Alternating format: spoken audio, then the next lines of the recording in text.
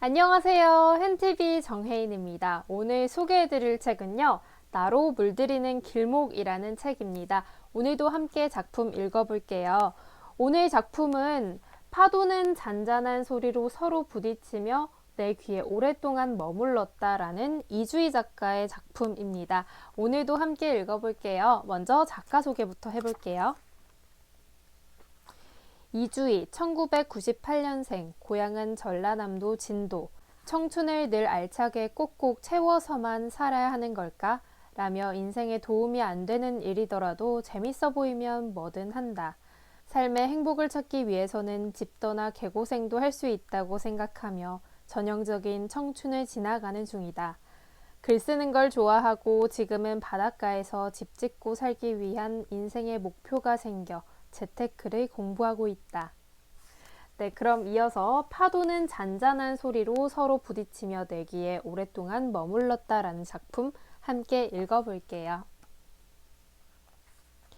나 또한 아름다운 피사체겠노라.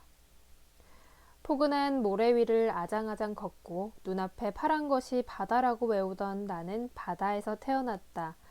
내가 태어난 곳은 섬이었는데 집에서 그리 멀지 않은 곳에 소박한 해수욕장이 있었다. 그래서 뜨거운 여름엔 굳이 먼 곳으로 피서를 하러 갈 필요가 없었다. 학교가 끝나면 항상 책가방을 집에 던지고 바다로 달려가 온종일 몸을 담갔다.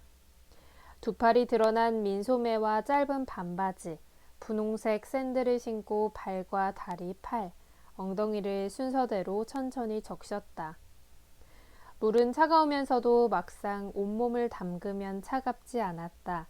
그리고 온전히 얼굴까지 담그면 내 귀는 순순히 물로 가득 차 파도 소리마저 들리지 않았다. 그렇게 바닷속을 한 마리의 투명한 해파리처럼 유유히 떠다니는 걸 좋아했다. 넓은 바닷물 안에 완전히 담겨 높다란 하늘을 바라보는 일처럼 아늑한 게 또 있을까?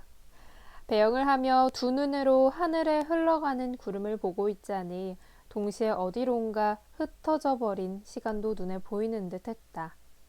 팔을 뻗어 그것을 잡고자 하면 물로 인해 퉁퉁 불어버린 손에 묻은 물만 얼굴 위로 뚝뚝 떨어졌다. 이내 얼굴에 떨어졌던 물은 천천히 바다로 합쳐지는 것이라. 그렇게 온종일 바다를 누비느라 지친 나를 힘껏 받아주는 모래는 더할 나위 없이 따뜻했다. 젖은 옷에 물기가 마르면서 느껴지는 약간의 서늘함에 오들오들 떨리는 몸을 데우기 충분했다. 은근히 포근한 모래 속으로 손을 휘저어 깊이, 더 깊숙이 파고들었다. 아, 완벽하게 행복하다. 모래 속에 완전히 파묻혀 있다가 마트도 편의점도 아닌 거대한 파라솔을 지붕으로 삼은 노점에 갔다. 노점은 나무가 울창한 잔디밭에 있었다. 거기서 아이스박스에 담긴 옥동자를 사 먹곤 했다. 설탕 맛이 나는 하얀 몸을 한 입 베어 물면 까만 초콜릿이 나왔다. 초콜릿 안에는 또 하얀색으로 깔끔하고 달콤한 우유 맛이 났다. 친구들이 좋아하는 콘 아이스크림이나 튜브 형태의 설레임보다 나는 이걸 좋아했다. 그때의 옥동자는 내 손보다 훨씬 커서 항상 하나를 다 먹지는 못했다. 그래서 늘 반은 버렸는데 너무 아쉬워하던 기억이 난다. 하지만 잔디밭에 누워있노라면 그 아쉬움은 아이스크림처럼 사르륵 녹아 금세 사라졌다. 잔디 위에 앉아서 하늘을 바라보니 은근히 내리쬐던 햇빛이 나뭇잎들 사이로 새어들어와 마치 밤하늘의 별처럼 반짝였다. 그런 따스한 햇볕에 달궈졌다가 나무들을 스치며 식어버린 바닷바람은 내 몸 구석구석을 훑듯 지나갔다. 시원하면서도 차가워서 팔에 오돌토돌 닭살이 돋았다. 그리고 여전히 흠뻑 젖은 옷은 열심히 내 체온을 빼앗았다. 차라리 옷을 벗으면 더 따스하겠거니 생각했다. 그곳에서 나는 오롯이 혼자였지만 그 시간을 온전히 즐길 수 있었다. 바다와 함께였기에.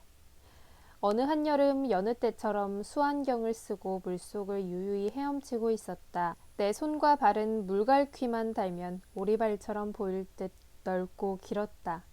널찍한 손발 덕분에 수영을 따로 배운 적은 없어도 쉬이 헤엄칠 수 있었던 걸까? 크게 숨을 들이쉬고 잠수했다. 내 몸을 거꾸로 틀어서 두 다리를 수면 위에 하늘을 향해 뻗었다. 두 손으로는 바다 깊이 침전되어 있는 거친 모래를 만졌다. 그렇게 고개 같은 자세를 하면 내 다리에 스치는 바람이 마치 몽글몽글한 하얀 구름을 닿는 것 같았다. 나는 그 느낌을 좋아했다. 바닷물을 증발시켜 버릴 듯이 따가운 햇빛에 데워진 바람과 내 입술을 파래지게 만드는 차가운 물이 서로 닿아 만드는 그 중간의 미적지근한 온도. 나에게만 느껴지던 그 공기를 다리로, 팔로 휘저으며 느꼈다. 수억 번 반복했을까? 행복한 시간은 다른 때보다 훨씬 빠르게 흘러간다는 말처럼 바다의 해시계는 금세 노을을 그렸다. 노을빛은 푸른 바닷물을 붉게 물들였고 파도는 잔잔한 소리로 서로 부딪히며 내 귀에 오랫동안 머물렀다. 내가 가장 좋아하는 시간이자 가장 나를 진솔하게 바라볼 수 있는 순간이었다. 붉게 타오르는 노을을 보고 있자면 그 빛에 의해 붉어지는 내 손도 풍경의 하나처럼 느껴졌다. 모름지기 누군가가 나를 카메라 렌즈로 바라본다면 나 또한 아름다운 피사체겠노라. 유영하던 미역들이 내 몸을 휘감았던 것만큼 피부로 기억하는 여름 바다의 추억들. 늘 바다를 그리워하고 바다를 몸에 새기며 하는 생각은 나는 왜 바다를 좋아하는 걸까? 아마 그때 바다는 내가 느끼기에 말로 설명하기 어려운 오묘한 신비함이 가득했던 것 같다. 우리는 시시각각 변하는데 억겁의 시간을 거쳐도 그 모습 그대로 절대 변하지 않기 때문이겠지. 바다는 때때로 동심의 상상력이 더해져 아름다운 전설과도 어우러지며 나를 그 분위기에 젖게 했다. 그 전설은 비록 현대의 축제로 탈바꿈했지만 말이다. 바다는 축제 기간만 되면 얕아지고 갈라져 오고 다닐 수 있는 기다란 길을 드러냈다. 옛날에 엄마가 알려주시기를 이 마을 어떤 할머니가 간절히 기도해서 갈라지는 거라고 했다. 대충 이렇게만 알고 있다가 자세한 이야기는 좀 더 시간이 지나고 나서야 알게 됐다. 과거 이 마을엔 호랑이가 많았다. 그런데 어느 날 호랑이로 인해 큰 피해를 보자 마을 사람들이 전부 앞바다에 있는 섬으로 도망쳤는데 하도 급하게 가느라 뽕할머니를 두고 가버렸다.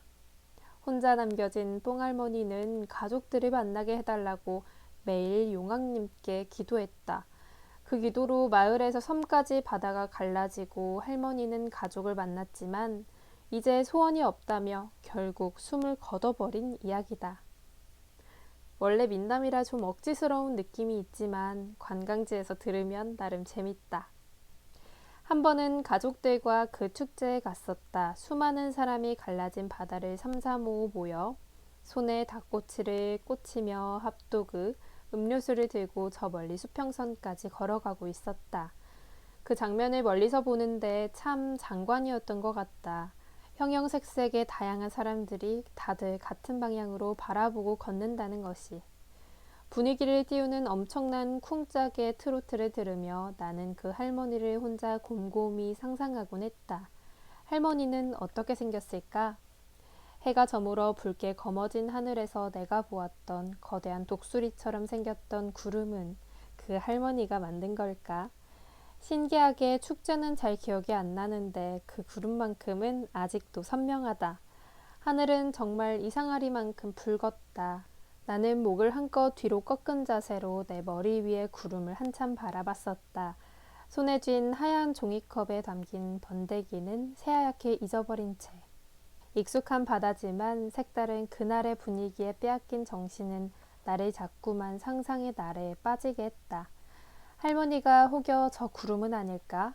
오늘 또다시 바다가 갈라지어 그날을 기억하며 찾아왔다고 나에게 본인의 존재를 알리는 건 아닐까? 어둡지만 어둡지 않은 하늘 밑으로 바다를 둘러싼 수많은 포장마차와 횟집들이 수놓은 조명들은 더욱더 묘한 분위기를 자아냈다. 바다 밑으로 사람들이 걸어다니던 길은 어느새 사라져 언제 그랬냐는 듯 바다가 평소보다 더 새카맣게 채워져 있었다. 그 수면이 하늘의 별보다 더 반짝이는 듯 했다. 어린 나를 끌고 가기에 충분히 흥미로운 분위기였달까. 네, 오늘은 여기까지 읽어드릴게요. 그 다음 소제목은요, 나를 사랑하는 방법이라는 이야기로 진행이 되고요. 그리고 우리는 때때로 시간을 잊어버린다 라는 소제목을 가지고 있기도 합니다. 그리고 이어서 삶은 신에게서 주어진 나에 대한 커다란 책임이다 라는 소제목을 가지고 있기도 하네요. 네, 이렇게 해서 오늘 작품은 마무리가 되는데요. 오늘 함께 읽어본 책은요, 이주희 작가의 파도는 잔잔한 소리로 서로 부딪히며 내 귀에 오랫동안 머물렀다 라는 작품이었습니다. 네, 오늘은 여기까지 책 이야기 함께 해봤고요. 저는 다음에 또 다른 책으로 찾아올게요. 안녕.